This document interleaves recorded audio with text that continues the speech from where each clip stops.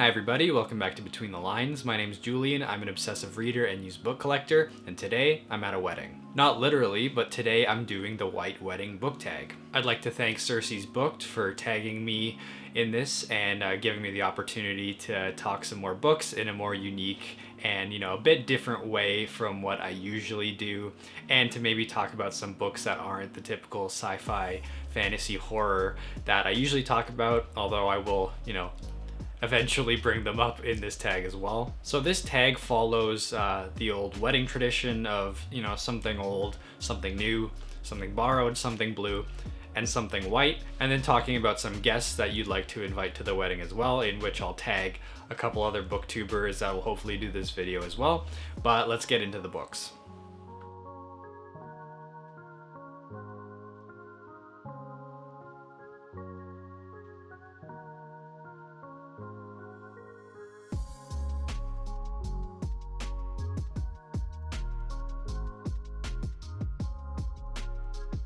So let's start with a book that's something old, and for this one I wanted to talk about something that I mentioned in my newbie tag as well, but this was the first kind of novel that my mom read to me, and it was the second one in this series actually. That was the first proper book I read on my own. That wasn't a picture book or a tiny little kid's book.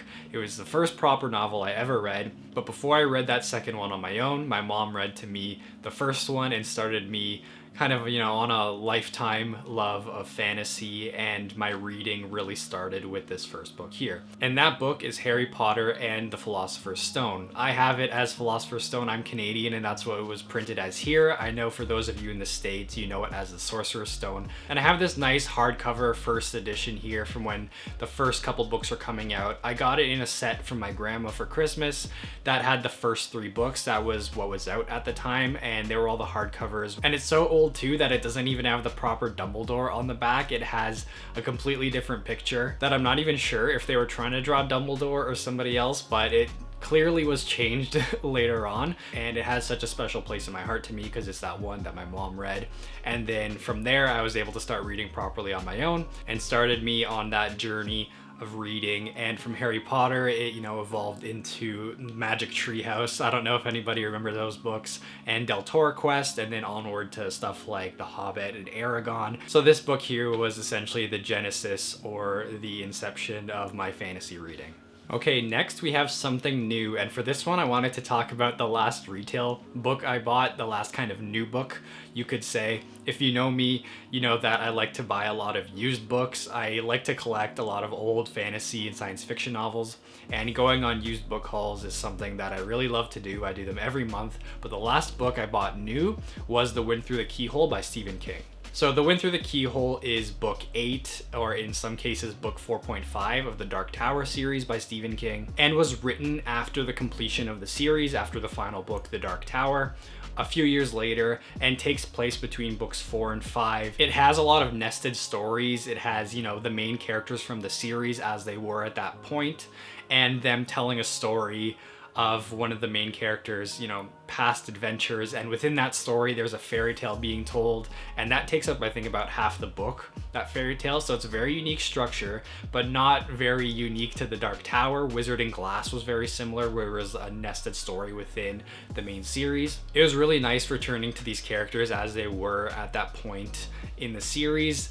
If you know how the series ended after book 7, it was kind of refreshing to go back and kind of just hang out with these characters again before all the craziness of the last 3 books took place. And it had a lot of tonal shifts within it. There was the main story of kind of Roland and the quartet just going on their way, and it was nice to return there. And then there was the flashback story of Roland when he was younger, which had a murder mystery detective element to it almost. And then within that, having a fairy tale element was something really unique and special. And although I don't think this was my favorite book in the series or necessarily in my top 3, it was still really nice to return to these characters and a nice little jaunty adventure where the stakes aren't too high, and just to kind of visit with some old friends. So next we have something borrowed, and at first my thought was gonna go to what I have borrowed out from the library. I currently have Cold Days book 14, I think, from the Dresden Files loaned out. I haven't gotten to it yet because I'm still reading another book, but once I'm done that I'm gonna get to this audiobook.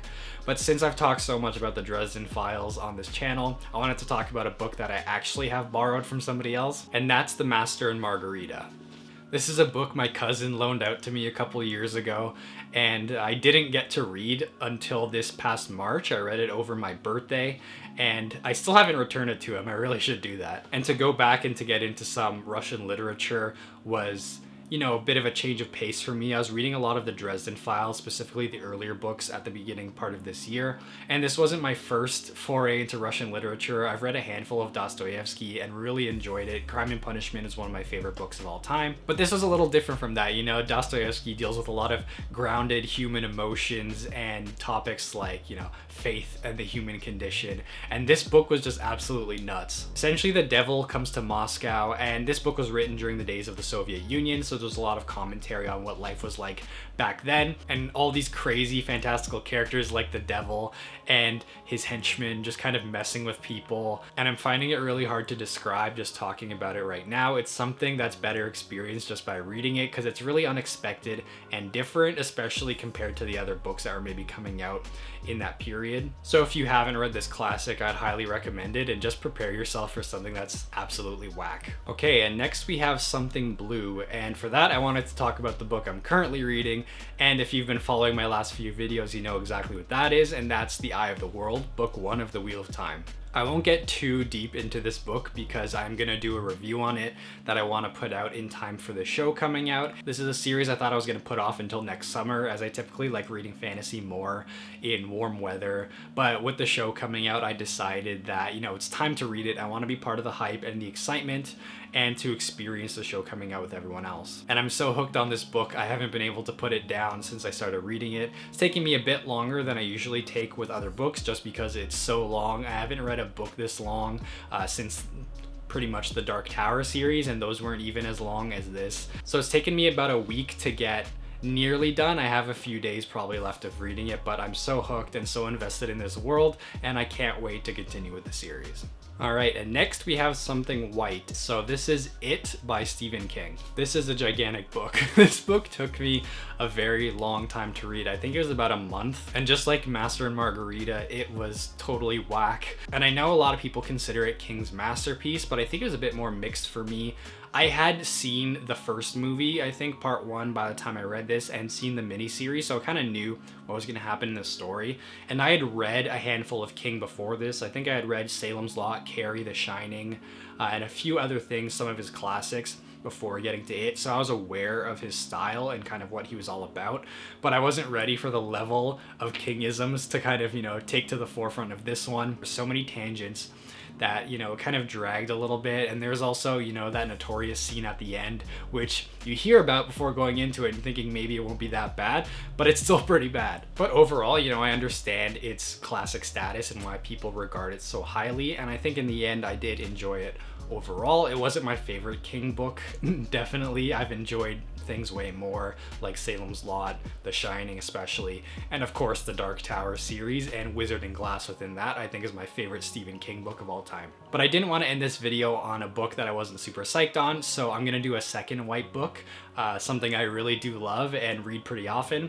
And I don't know if these are talked about a lot on BookTube because this is a cookbook, but for my last book that's Something White, I wanted to talk about The Food Lab. So if you saw my last book tag video, I talked about a lot of stuff that wasn't related to books, and how since the pandemic started, I got really into cooking, and I've been using it so much to learn how to cook and cook properly. It takes cooking from a science-based perspective and applies it to kind of a whole spread of things. So you really learn why cooking is what it is, and then taking those principles, almost like learning it academically, you can apply it to a bunch of stuff in your cooking life. There's so much I've learned from this book, and it's so handy, and I find myself flipping through it just randomly throughout the week just to see if there's anything cool in there that I haven't made yet or that I should make again. I've maybe read the steak section like 35 times since getting this book, but it's so amazing. And if you're interested in learning how to cook, or if you've already been cooking for a while, I'd recommend getting this one as well. So that's it for the books in my tag, and now it's my turn to tag some other booktubers. So the 3 booktubers I want to tag, and hopefully they'll end up doing the videos, is Bookish Chaz, Bryce from Shelf Centered, and Lady Jane books. So in the comments, let me know if you've read any of these books and if you've had similar reactions to them like me, or if you've been more mixed on some of them like I was with it. Remember to do all the YouTube stuff like liking, subscribing, leaving a comment. Thank you for watching. Please remember to support your local library, and I'll see you next time.